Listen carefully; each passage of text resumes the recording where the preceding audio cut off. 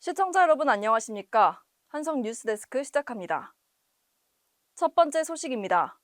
본교 창의관 지하 1층 학생 및 교직원 식당 내부에 이마트 24매점이 운영되고 있습니다.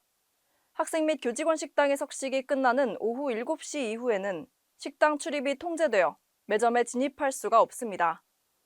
창의관 내부 계단을 통해 지하 1층으로 이동하면 매점 출입이 가능하나 가는 길에 대한 안내 표시가 창의관 지하 1층 부근에 몰려 있어 외부에서는 이에 대해 알기가 어렵습니다. 식당 출입문 폐쇄 시 창의관 지하 1층 계단 부근에 위치한 출입문에서 QR코드 인증, 페이 인증 등을 통해 입장할 수 있습니다. 이에 대해 학교 측은 안내판 추가 설치를 고려한다는 입장입니다. 식당 출입문을 이용해 매점으로 이동하는 학생들이 많은 만큼 해당 출입문 폐쇄 후에는 안내판 설치가 필요해 보입니다. 인구가 밀집한 매점 외부에 안내판이 여러 곳 설치되어 학생들의 편리한 매점 이용이 되길 기대하겠습니다. 다음 소식입니다. 본교 학생들은 커리큘럼에 따라 2학기에 전공 선택 과목을 수강해야 합니다. 그러나 2학기 개강 5일 전 전자트랙의 일정 전공 선택 과목을 폐강한다는 공지가 올라왔습니다. 해당 과목의 강사를 구인하지 못했다는 이유입니다. 하지만 폐강 문자 전송 이후 학생들에게 폐강을 취소하고 서면 신청을 받는다는 문자가 다시 전송됐습니다. 폐강 취소를 번복했을 때는 이미 학생들이 서면 신청을 한 이후입니다. 전공 선택 과목 수강 신청에서 발생한 이래 미흡하고 더딘 대처는 학생들로부터 더욱 혼란을 줬습니다. 이에 전자트랙에서는 혼동을 준 점에 대해 공지사항과 문자를 통해 공식적으로 사과의 입장을 밝혔습니다. 다음 소식입니다. 지난 8월 31일 정부가 코로나19를 인플루엔자와 같은 4급 감염병으로 전환하면서 교내 지침 또한 9월 4일 변경되었습니다. 현재 확진자 1일 발생 보고를 담당하고 있는 코로나19 대책 상황실 운영을 중단하고 4개의 대학본부로 관련 업무가 이관됐습니다. 한편 지난 8월 5주차 주간일 평균 확진자 수는 36,548명, 사망자 수는 7명이라는 높은 수치를 기록했습니다.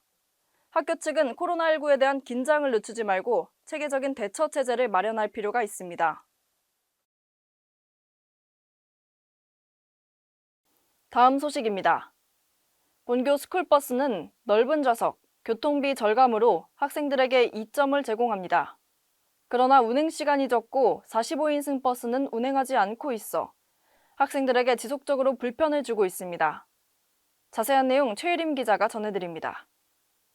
현재 한성대학교에서 운영되고 있는 스쿨버스는 학교와 삼선교를 이동하는 경로이며 학기 중 오전 8시 30분부터 10시 30분까지 2대, 오후 12시부터 1시까지 1대, 오후 4시부터 6시 30분까지 수시로 2대 운행하고 있습니다. 교내 스쿨버스 이용 시 교통비를 절감할 수 있고 많은 수의 좌석과 넓은 공간을 보유해 마을버스, 도보 이용보다 유용한 이동수단입니다. 그러나 교내 스쿨버스는 모든 학생의 수업이 끝나는 시간보다 이르게 오후 6시 30분까지 운행합니다. 해당 운영 시간에는 야간 수업을 듣는 학생들은 이용할 수 없습니다. 아침, 점심, 저녁 사이 미운행 시간이 길어 주간 시간대의 운행도 부족합니다. 학생들은 이러한 스쿨버스의 적은 운행 시간으로 인해 불만을 표현하고 있습니다. 스쿨버스가 12시부터 1시 사이에 이용하는 게 있는 줄 아는데 1시 이후에 학교 오는 사람이 많은데도 이용할 수 없어서 그게 좀 불편했던 것 같아요. 저 같은 경우는 야간 학생이라서 야간에는 운행 안 하는 경우도 있고 정말 이른 오전 수업일 때는 그때도 운행을 안 해가지고 잘 안 타는 것 같아요. 본교 익명 커뮤니티에서도 스쿨버스 운행 시간이 짧다고 느껴져 운행 시간을 조율하길 희망한다는 글이 올라온 바 있습니다. 본교 재학생을 대상으로 설문조사를 진행한 결과 97.4%의 학생이 스쿨버스의 운행 시간에 대한 불편함을 느꼈다고 답했습니다.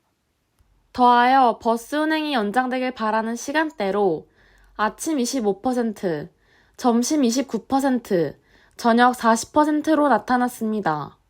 스쿨버스는 이제 우리 학생들의 등교 시간을 중심으로 편의를 제공하기 위해서 운영을 하고 있다라고 봐주시면 될 것 같습니다.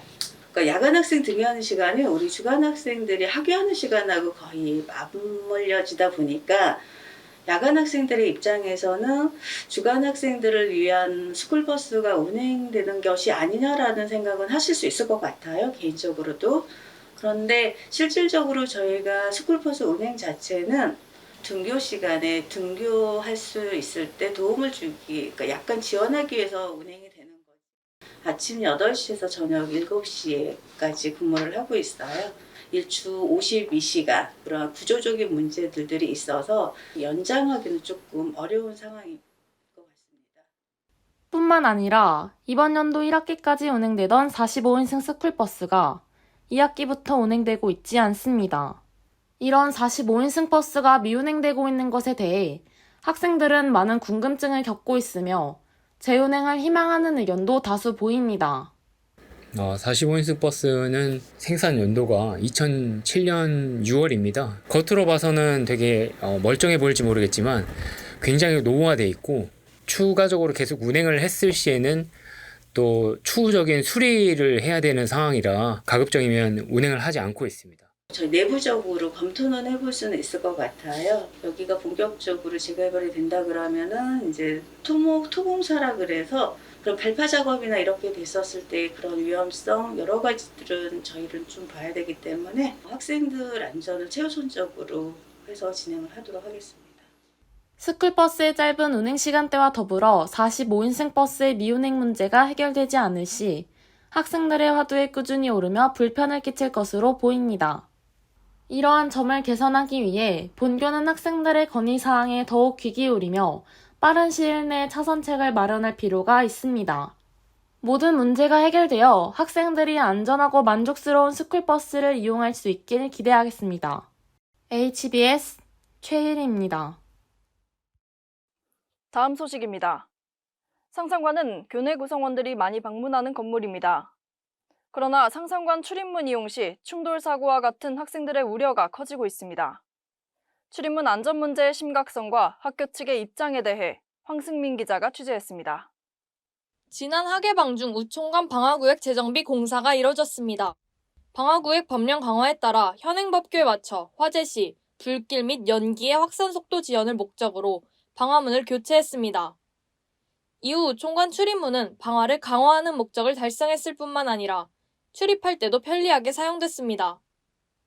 하지만 우총관보다 방문율이 높은 상상관의 출입문은 사용 시 사고의 위험이 있습니다. 이곳은 상상관 출입문 앞입니다. 이 출입문은 무거운 강화 유리로 되어 있고 크기가 커 문을 열 때 체중을 실어열 정도로 강한 힘이 필요하며 닫을 때는 빠른 속도와 함께 문이 닫혀 충돌 사고가 발생하기 쉽습니다. 본교 상상관은 강의실과 교내 카페, 식당 등이 위치하고 있어 학생들의 방문율이 높습니다.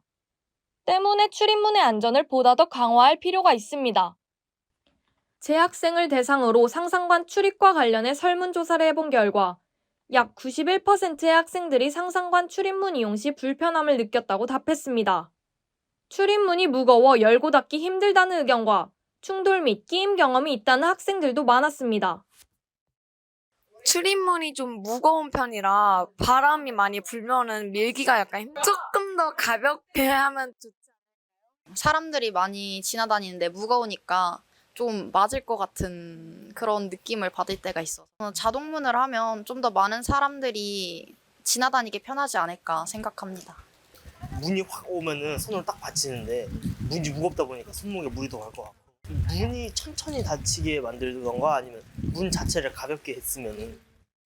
학생들의 불만의 목소리가 심화되고 있는 본 문제에 대해 자산관리팀 측에 문의한 결과 문이 급격히 빨리 닫히는 경우 문의 부속품 고장일 수 있어 점검 및 보수 계획을 검토해보겠다고 답했습니다. 또한 타 건물 출입문에 비해 큰 상상관 출입문의 크기를 줄여 문의 증량을 줄이는 방안에 대해 예산부서와 협의해보겠다는 입장을 전했습니다.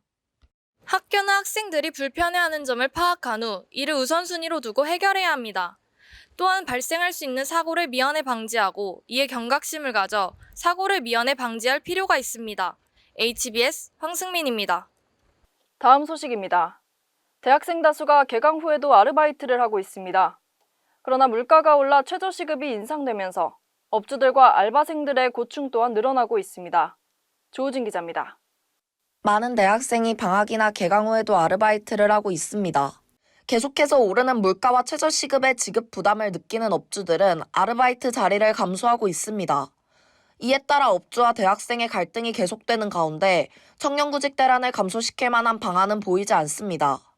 아무래도 대학 생활을 하다 보면은 학식도 먹고 친구들과 많이 놀기도 하잖아요. 그래서 그런 것 때문에 용돈 벌이로 하고 있습니다. 일단은 제일 가까워야 된다고 생각했습니다. 일단 시간도 너무 소요되고 대중교통비도 많이 나가기 때문에 저는 집 앞에 도보로 갈 수 있는 그런 게 제일 좋은 것 같다고 생각해요. 알바천국에서 진행한 설문조사에 따르면 대학생 10명 중 9명이 개강 이후에도 아르바이트 계획이 있다고 말했습니다. 그중 생활비 및 용돈을 벌기 위해서가 61.9%였습니다. 대다수 학생들은 시급, 거리 등을 가장 중요시 여긴 부분이라고 말했습니다. 뿐만 아니라 근무 시간에 만족하지는 못하는 의견에 대해 업주 측의 입장도 들어봤습니다.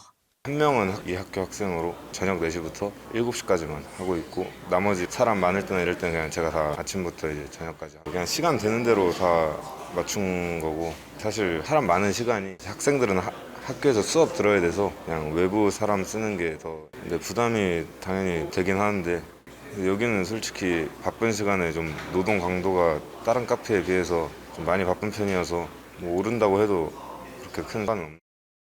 업주 측은 물가가 오른 만큼 최저시급도 오르고 그에 따라 지급해야 하는 주유수당의 값이 오르는 것에 대해 불가피하다는 의견입니다.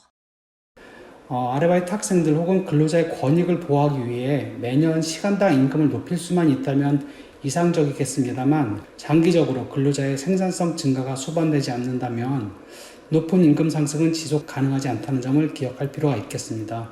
일정 기간 대학생 아르바이트 일자리의 시급을 보조해주는 방식을 고려할 필요가 있습니다.